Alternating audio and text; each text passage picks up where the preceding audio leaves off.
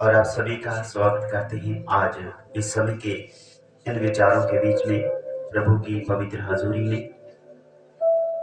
और जितने भी आज इस संदेश को सुनते हैं और परमेश्वर की इबादत के लिए अपने आप को तैयार किए हैं, और धन्यवाद उस परमेश्वर का कि उसने हमें जीवित रखा है। बोलिए हालेलुया, जोर से बोलिए हालेलुया।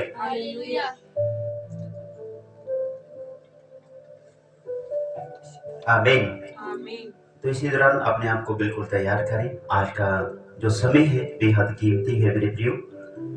परमेश्वर के वचन में से बहुत सारी बातों को हम सीखते हैं। हर दिन प्रतिदिन प्रभु की पवित्र हाजुरी में उसका आनंद रहने पाए, और जो रहता है उस सभी बातों के लिए हम धन्यवाद करते हैं। प्रभु यीशु मसीह के नाम में आप सभी को सलाम। और जितने भी इस समय ऑनलाइन यूट्यूब पे, फेसबुक पे, और जितने भी जैसे भी किसी भी तरीके से देख रहे हैं, सुन रहे हैं, और इस समय जो लाइव आप सभी देखते हैं परमेश्वर की पवित्र हजूरी में, जो काम है वो परमेश्वर के हैं। प्रभु की पवित्र हजूरी में हम सभी बने हुए हैं। मेरे प्रिय, आप सभी का एक बार फिर से स्वागत करते हैं विलेज कांकवाल भंगुआ में और डिस्ट्रिक्ट संगरूर में। आप सभी का स्वागत है इस प्रार्थना भवन की पवित्र हजूरी में कि परमेश्वर ने इस विलेज कांकवाल में अपने इस पवित्र स्थान की स्थापना की है, और बेहद उस परमेश्वर ने हमें अपनी सेवा के लिए चुना है, ताकि हर सुबह हर शाम उस परमेश्वर के पैगाम को हम फैला सके, उसके शांति के संदेश को हम सुना सके। जो सुसमाचार है कि अपने गुनाहों से आप पश्चाताप करेंगे तो आप उद्धार पाएंगे। मेरे प्रियो, अपनी गलतियों से पश्चाताप करेंगे तो आप उद्धार पाएंगे, क्योंकि स्वर्ग का राज्य निकट है। इसी दौरान परमेश्वर के वचन के बीच में से हम बेहद अपने आप को तैयार करेंगे उसके वचन को सुनने के लिए। अपने मन को खोलिए, सभी जन बोल के प्रार्थना करिए। परमेश्वर पिता, हम दिन भर आपने हमें संभाल के रखा, हम दिन भर के लिए धन्यवाद करते हैं। और आज के इस समय के दौरान पिता, जो सुबह जो शाम के समय आपकी दुआ प्रार्थना भजन बंदगी होती है, खासकर इस समय के दौरान पिता परमेश्वर, हम तेरी पवित्र हजूरी में तेरा ही स्वागत करते हैं। और तूने हमें अपनी पवित्र हजूरी में बैठने का और खड़े होने का और वचन वाणी पढ़ने का बल दिया, समय दिया। हम दिल की गहराइयों से धन्यवाद करते हैं कि तूने हमें जीवित रखा है। गुरु दाऊद इन बातों के विषय में विनती करता है कि हे परमेश्वर, तू मुझ पे कृपा कर, दया कर। मैं तेरा धन्यवाद करूंगा जब तक मैं जीवित रहूंगा। जब मैं मर जाऊंगा तो कौन तेरा धन्यवाद करेगा, कौन तेरे कार्यों को बताएगा, तेरी वाणी का प्रचार करेगा। इसीलिए मेरे प्रियो, अपने जीते जी आप खुदा की, परमेश्वर की, सृजनहार की वाणी, उसकी पवित्र वाचा की बातें कर सकते हैं, उसको याद कर सकते हैं, उसकी भजन बंदगी कर सकते हैं। और जब मर जाएंगे इस जगत में से, तो मेरे प्रियो क्या कुछ नहीं है। अंधेरे में रोना, विलाप करना रह जाएगा। जीते जी अपने भजन बंदगी करें, अपने मन को तैयार करें, क्योंकि स्वर्ग का राज्य निकट है। हर एक बुराई से पश्चाताप करें, और दिन भर में, रात के समय में, सुबह के समय में, कामकाज करते समय कोई भूल, कोई गलती आपसे हुई है तो जरूर आप परमेश्वर से आज की इस समय के दौरान क्षमा मांगिए, क्योंकि परमेश्वर के वचन में ये लिखा है कि यदि तू मांगेगा तो तुझे दिया जाएगा। अभी आप शांति मांगे, सलामती मांगे, सुख मांगे और तसल्ली मांगे, पापों की माफी मांगे, क्योंकि पापों की मजदूरी मौत है, और मौत को कोई भी अपने जीवन में देखना नहीं चाहता है। और इसीलिए यदि आप नहीं देखना चाहते हैं तो भजन बंदगी करें परमेश्वर की हजूरी में। जब आपको उस मौत का स्वाद चखना पड़े, वो समय निकट आए, तो आपको किसी भी रीति से कोई गम ना हो, कोई कष्ट ना हो। आप हंसते हंसते प्रभु की भजन बंदगी करते इस जगत में से अपनी आंखों को बंद करके परमेश्वर की ओर अपनी आंखें खोलिएगा। और मेरे प्रिय, जो जीवन इतना कीमती है, अपने आप को तैयार करें। प्रभु यीशु मसीह, मैं तेरा दास, तेरा बेटा होने के नाते, और आज विलेज कांकवाल में एक बड़ी आशीष और बरकत की बात को बोलने के लिए जाता हूँ। और आज की शाम की जो प्रार्थना है आपके बेटे बेटियों के लिए बड़ी बरकत और बड़ी आशीष लेकर के आए।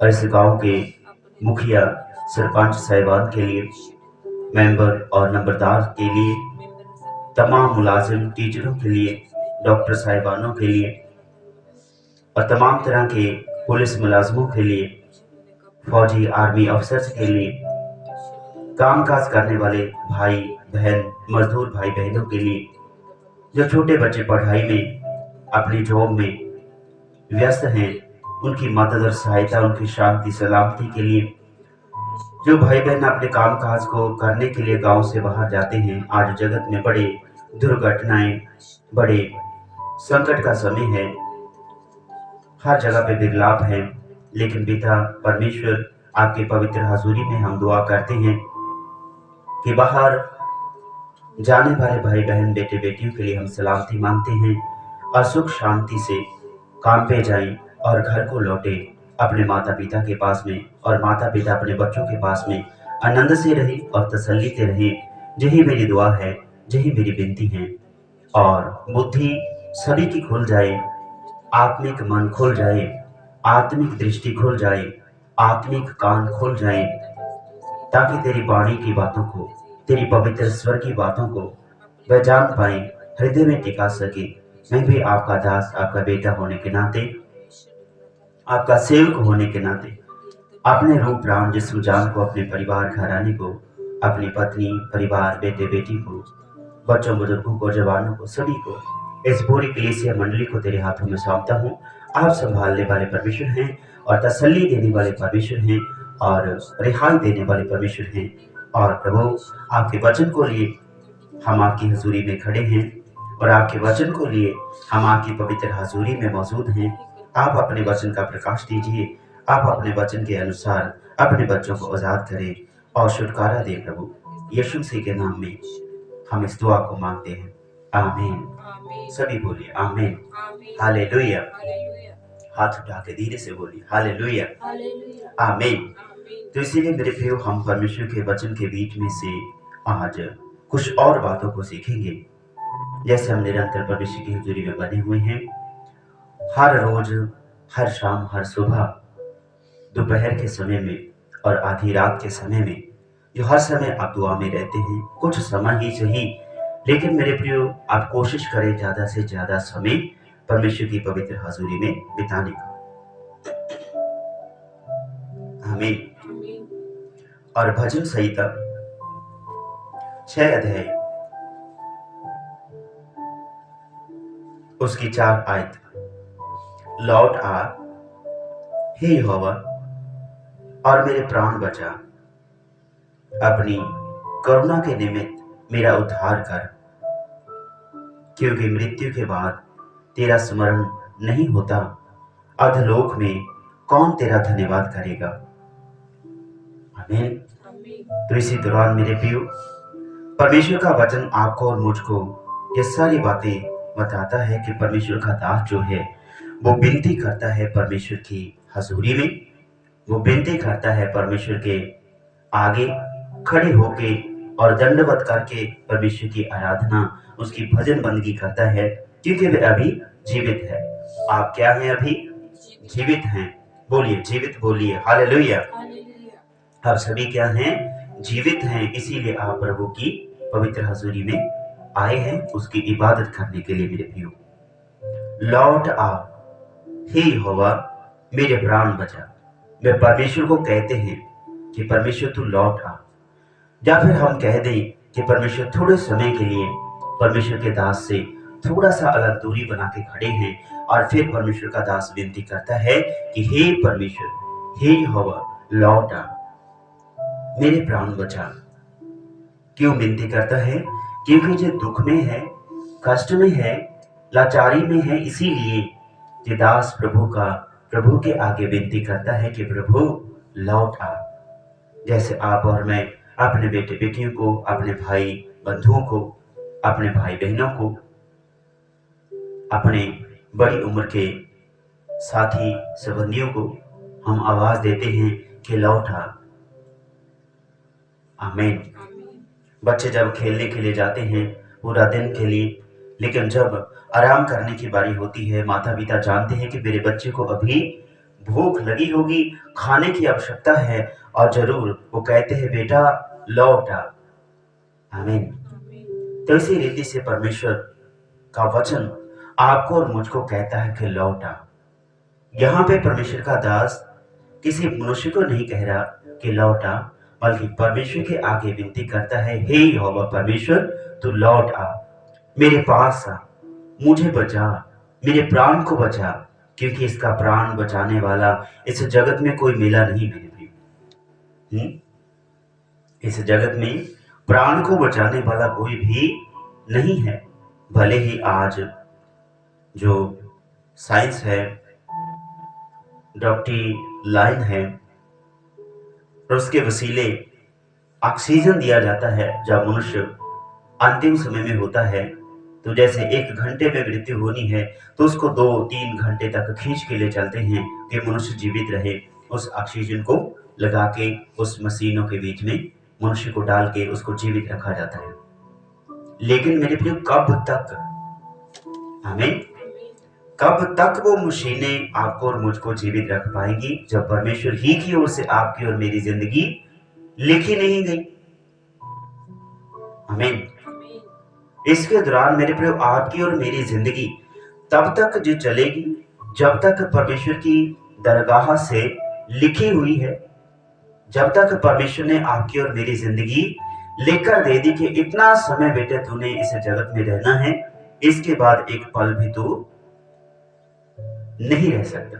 कोई भी मनुष्य अपने जीवन में उतना ही समय मेरे प्रिय इस जगत में रह पाता है जितनी देर परमेश्वर के पवित्र वचन के अनुसार, परमेश्वर की इच्छा के अनुसार मनुष्य की जीवनी लिखी गई है। तो इसीलिए जो 2024 साल आप सभी के लिए बड़ी आशीष लेकर के आए, लेकिन हम अक्सर बयान करते हैं कि खुशी को जब भी हम मनाते हैं बड़े डरते हुए, बड़े भय के साथ मनाते हैं, बड़े कांपते हुए थरथराते मनाते हैं, क्योंकि लिखा है जब भी तो कोई खुशी मनाए तो बड़े डर और भय के साथ मनाए, कांपते हुए। आमीन। इसीलिए क्योंकि खुशी गमी सदा की नहीं है। खुशी एक की हो सकती है लेकिन गम सभी के लिए है मेरे प्रियो। आज देखिए कहां कहां पे एक्सीडेंट हुए मेरे प्रियो। शुरुआती समय के 3-4 दिन हैं नए साल के, लेकिन खुशी वालों के लिए खुशी है, लेकिन उनके लिए क्या जिनके घर से उनके जवान बेटे बेटियां दुर्घटना के कारण मर गए, उनके जीवनी को छोड़कर चले गए, उनका क्या। इसीलिए मेरे प्रिय परमेश्वर का वचन कहता है कि खुशी मनाओ, लेकिन डरते डरते खुशी मनानी है। अपनी खुशी में दूसरे के गम को नहीं भूलने। आमीन। अपनी बातों को पूरा करने के लिए दूसरे की जो अहमियत है उसको नहीं भूला करते। उन बातों को भुला करके अपने जीवन में कष्ट क्यों आप लेकर के आए, क्यों दंड के भागी बने। मेरे प्रियो लौट आओ ऐसी बातों से, जगत की मोह मोहब्बत से, जगत की झूठी और खत्म होने वाली मोहब्बत जो है वो आपको, आपके परिवार को कष्ट देती है। लेकिन जो भक्ति परमेश्वर की हजूरी में भक्त जनों के जीवन में रहती है वो सदा के आनंद के लिए, वरुण मैं तो कहूंगा कि भक्ति करने वालों के लिए भी आनंद है, और जो भक्ति करने वाले की भक्ति को सुनते हैं, उसकी भक्ति करने वाले समय में शामिल होते हैं, वो भी आनंदित रहेंगे। क्योंकि शारीरिक कष्ट थोड़ी देर के लिए रहेगा, लेकिन आत्मिक कष्ट जो है मेरे प्रियो वो आपको उस थोड़े समय के बीच में से भी निकालने की सामर्थ्य रखता है, वो आपको बल से निकालेगा। शारीरिक कष्ट थोड़े समय के लिए, ज्यादा समय के लिए, आधी जिंदगी के लिए, पूरी जिंदगी के लिए। हमने बहुत सारे भाई बहनों को देखा है मेरे प्रियो कि अपनी पूरी जिंदगी बिल्कुल रोते हुए और विलाप करते हुए व्यतीत करते हैं। बचपन से लेकर माता पिता से दुखी रहते हैं, जवानी में आकर वो इसलिए दुखी रहते हैं क्योंकि उनकी मदद करने वाला उनके साथ में नहीं रहा। और फिर जब बुढ़ापे में चले जाते हैं तो मेरे प्रिय वो अपने बुजुर्गों को कोसते हैं, उनको लानते पाते हैं, उनको बुरा भला कहते हैं कि उन्होंने हमारे लिए कुछ किया नहीं, हमारे पास कुछ छोड़ा नहीं।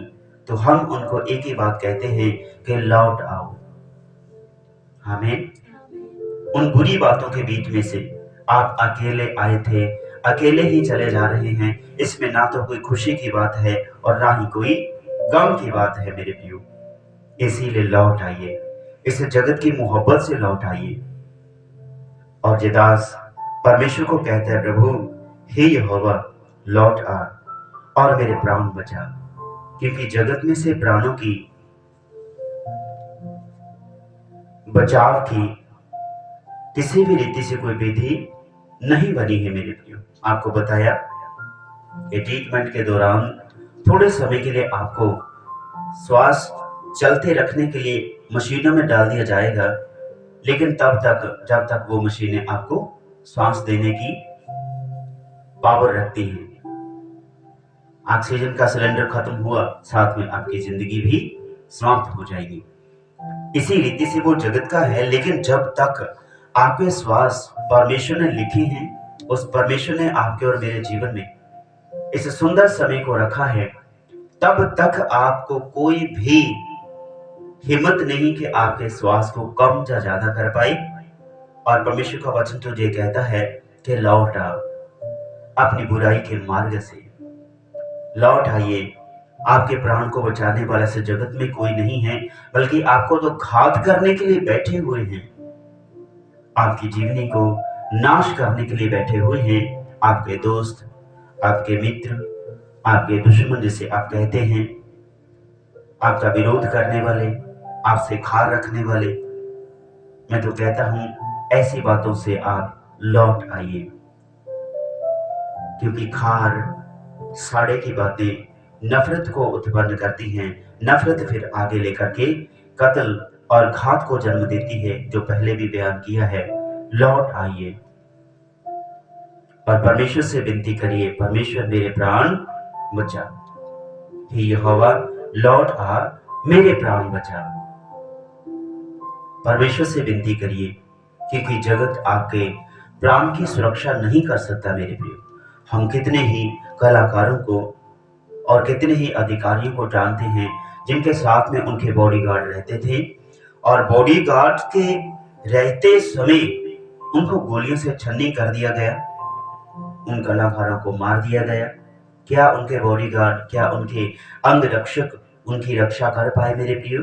नहीं रख पाए, नहीं कर पाए उनकी सुरक्षा, क्योंकि जिसकी जिंदगी परमेश्वर ही की ओर से इतनी लिखी हुई है, उसको आप बढ़ा या घटा नहीं सकते मेरे प्रियो।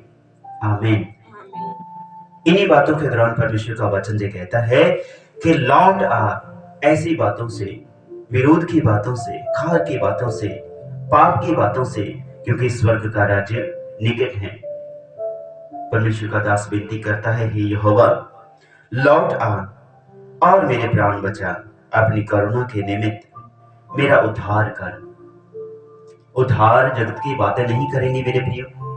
उद्धार जे फूल, जे पेड़ पौधे, जा कोई भेड़ बकरी, जा कोई अन्य जानवर की बलि नहीं करेगी उद्धार, बल्कि उद्धार करेगा पवित्र लीला परमेश्वर की ओर से जो भेजा गया, वो है यीशु मसीह। उद्धार यहोवा ही की ओर से होता है मेरे प्रियो। आमीन। उद्धार हाँ यीशु मसीह ही की ओर से होता है। उद्धार तो परमेश्वर ही की ओर से होता है। आप सभी जितने सुनते हैं, आप सभी के लिए बेहद आशीष और बरकत की बात है कि आपका और मेरा उद्धार परमेश्वर ही की ओर से नियुक्त हो चुका है। और जिनका उद्धार परमेश्वर करते हैं मेरे प्रियो, उनके उद्धार को कोई रोक नहीं सकता। उनके जीवन में से उनकी खुशी को कोई छीन नहीं सकता है मेरे प्रियो। उद्धार केवल यहोवा ही की ओर से होता है। हे यहोवा लौट आ मेरे प्राण बचा। नहीं तो जे अपने इतना बड़ा राजा होने के बावजूद भी ये परमेश्वर से विनती करता है कि हे परमेश्वर लौट आ मेरे प्राण बचा। नहीं तो वे खुद कितना राजा है, शस्त्रों का, और चलाने वाला है, जानूकार है, वस्त्रों में पहने हुए रहता है, जंग के हथियारों को चलाना जानता है। ये राजा जो प्रभु की आराधना करता है, जो कहता है मैं खुश हुआ जब वो मुझे कहने लगे कि आओ हम यहोवा के घर चलें, वहां पर प्रभु की आराधना करें, प्रभु का सिमरन करें, प्रभु की हजूरी में उपस्थित हों, परमेश्वर को दंडवत करें। ये परमेश्वर का सेवक एक राजा है। एक राजा होने के बावजूद भी ये परमेश्वर का भय मानता और अपनी राजगद्दी पर बैठा भी ये कहता है प्रभु लौट आ, मेरा बचाव कर, मेरे प्राण को बचा, मेरा उद्धार कर। ये राजा होने के नाते ये भी तो कह सकता कि मेरी प्रजा है मुझे बचाने के लिए, मेरे लड़ाके जवान हैं, मेरे हजारों अनगिनत जो मुझे याद भी नहीं वो घोड़सवार मेरे साथ में हैं, मेरे शस्त्र चलाने वाले, तलवार चलाने वाले, नेजे वर्षे तीर कमान चलाने वाले मेरे साथ में हैं, वो मेरा बचाव करेंगे। ये भी तो जी कह सकता है, लेकिन इसको पता है कि जो तीर कमान चलाने वाले हैं वो भी एक दिन किसी ना किसी तलवार से मारे जाएंगे मेरे। वे खुद ऐसे जंगों को लड़ते हैं, लोगों को घात करते हैं, मारते हैं, एक दूसरे का खून बहाते हैं। जे विनती करता है अपने ईश्वर से, यहोवा परमेश्वर से कि परमेश्वर तू लौट आ, क्योंकि इतनी पावर, इतनी शक्ति, इतनी ताकत होने के बाद भी जे अपनी उस ताकत पर घमंड नहीं रखता, जे अपने उन घोड़ों के ऊपर घमंड नहीं रखता, जे अपने उन सेनापतियों सलाहकारों के ऊपर घमंड नहीं रखता, जे विश्वास रखता है, घमंड रखता है तो एक ही बात के ऊपर कि परमेश्वर तू लौटा और मेरे प्राण बचा, अपनी करुणा के निमित्त मेरा उद्धार कर।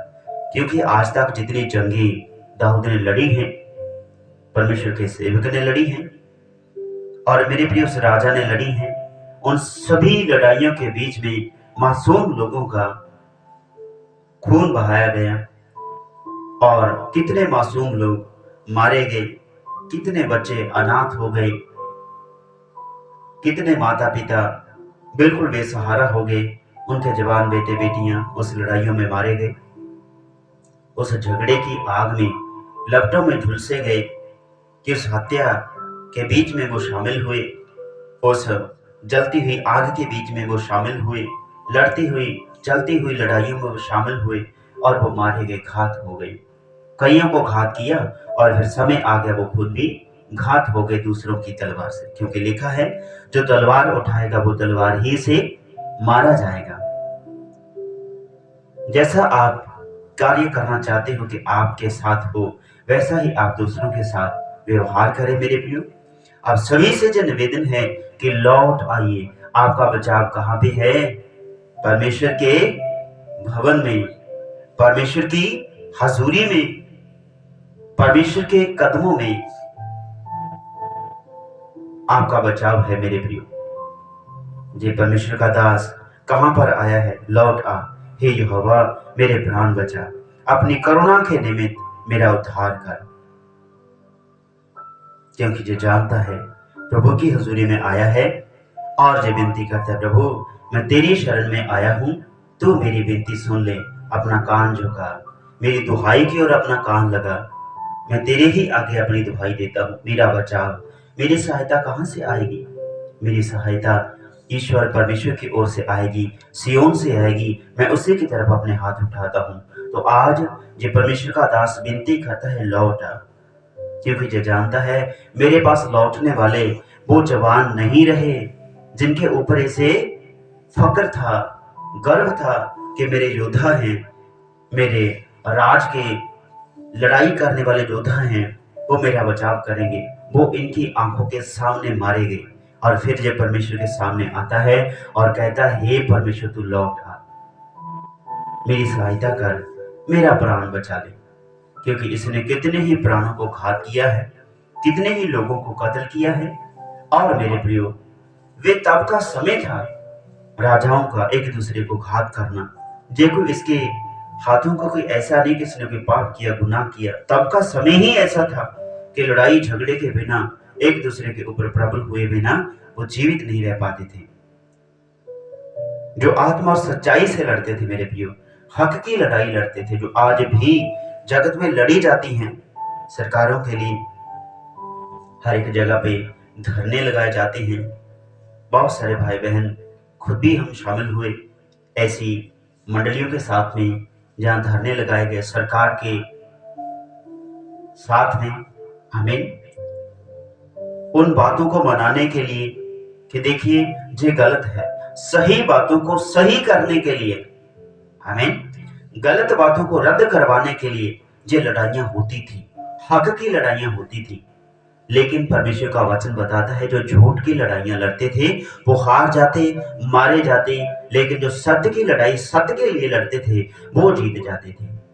और कहीं ना कहीं इसे ये डर जरूर था मेरे प्रियो कि मेरा प्राण भी एक दिन मुझे छोड़कर चला जाएगा, क्योंकि हर एक मनुष्य एक बार जन्म लेना, दूसरी बार मृत्यु उसकी लिखी गई है। पर मेरे प्रियो जो परमेश्वर के आगे विनती करता है, लौट आ हे यहोवा, मेरे प्राण बचा, अपनी करुणा के निमित्त मेरा उद्धार कर। तो आपको कहां पर लौटना है? परमेश्वर की हजूरी में, परमेश्वर के भवन में आपको लौटना है। परमेश्वर की पवित्र हजूरी में आप सभी को लौटना है। यदि आप गुनाह में हैं, यदि आप पाप में हैं, परमेश्वर का वचन तुझे बताता है, रोमियो की किताब उसके अध्यायों का जब अध्ययन किया जाता है मेरे प्रियो, तो रोमन को जो बुक लिखी गई, चिट्ठियां लिखी गई और उन खतों में ये दर्ज किया गया कि अपने गुनाहों से पश्चाताप करो, तौबा करो। प्रेरितों के काम में लिखा गया, रोमियो के कामों में, रोमियो के जो पत्री है उनमें लिखा गया। आमीन। यीशु ने मत्ती की इंजील में लिखा, कहा कि तौबा करो, आमीन, अपने गुनाहों से पश्चाताप करो, क्योंकि स्वर्ग का राज्य निकट है। क्यों? लौट आओ उन सारी बातों से जो आपको हानि की तरफ लेके चलती हैं, उन सारी बातों से मेरे प्रियो जो आपको मौत के घाट उतारने वाली हैं। फिर आगे परमेश्वर का दास कहता है, क्योंकि मृत्यु के बाद तेरा स्मरण नहीं होता। परमेश्वर का दास क्यों विनती करता है? क्योंकि वे जीते जी परमेश्वर की आराधना और करना चाहता है। इसीलिए परमेश्वर को कहता है, प्रभु तू मुझे जीवित रख, मेरे प्राण को बचा, मेरा उद्धार कर। ऐसी लड़ाई झगड़े से मेरा मन भर चुका है और नहीं अब होता मेरे प्रभु। आमीन। क्योंकि जो जानता है यदि मैं मर गया तो कौन तेरा स्मरण करेगा?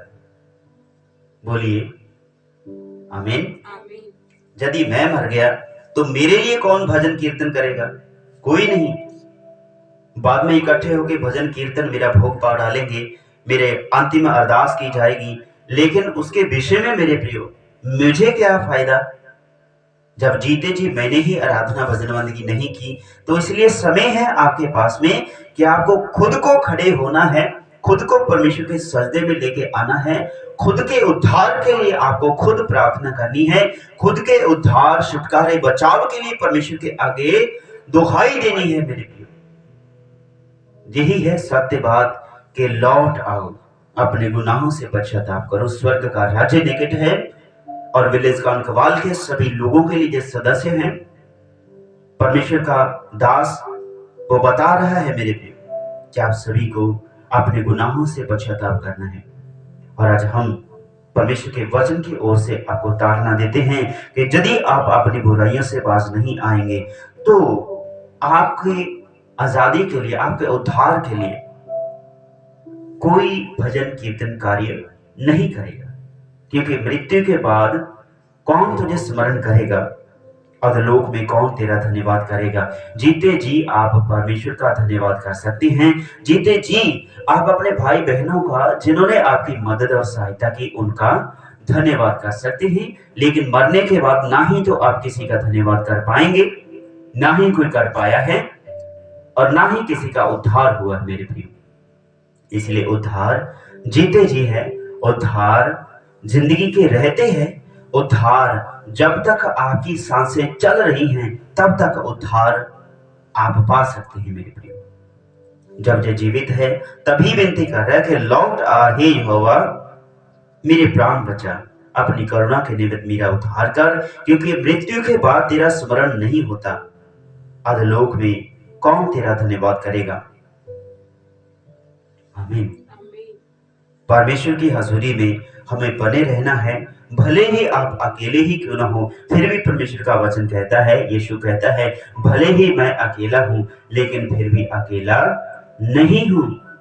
यहोवा परमेश्वर कहता है, मैं तुझे अकेला नहीं छोड़ूंगा, ना तुझे कभी भूलूंगा, ना कभी त्यागूंगा। आमीन। इसीलिए आप अकेले नहीं हो, अकेले रह के भी आप दुआ कीजिए। यीशु मसीह कहते हैं, भले ही मैं अकेला हूं तो भी अकेला नहीं हूं। मेरा पिता, मेरा परमेश्वर जिसने मेरी रचना की है वो मेरे साथ में है। मेरे प्रियो, उसके फरिश्ते उसके साथ में हैं। यह परमेश्वर कहते हैं, एक एक छोटा जन उसका फरिश्ता परमेश्वर के सम्मुख खड़ा रहता है। वचन जो बताता है, आप सभी जितने हो अकेले नहीं हो। यदि आप दुख में हैं तो आपका दुख बहुत हो चुका, अभी दुख का अंतिम समय है। मैं यही विनती करूंगा आप सभी से, आप सभी जन अपनी अपनी जगह पे खड़े हो जाएं।